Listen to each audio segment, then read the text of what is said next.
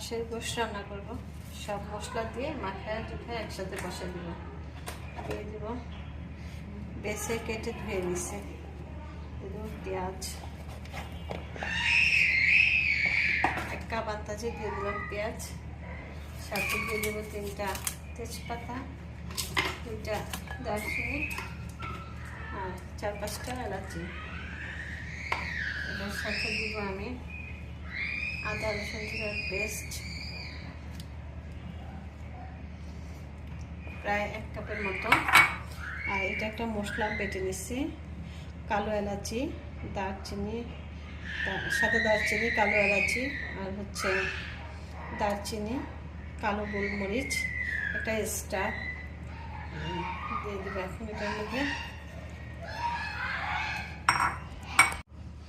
দিয়ে দেবো এখন হলুদের গুঁড়া, 1 চামচের মতো দিলাম হলুদের গুঁড়া, 1 চামচের মতো দিলাম মরিচের গুঁড়া।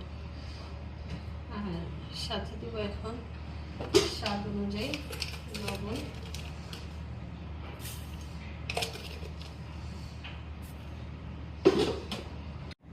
দিয়ে দেব 1 চামচ ধনিয়ার গুঁড়া।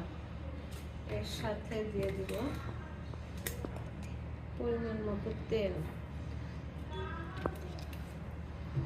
তেল দিয়ে এখন ভালো করে আমি মাখিয়ে নেব। লবণ দিচ্ছি তো না,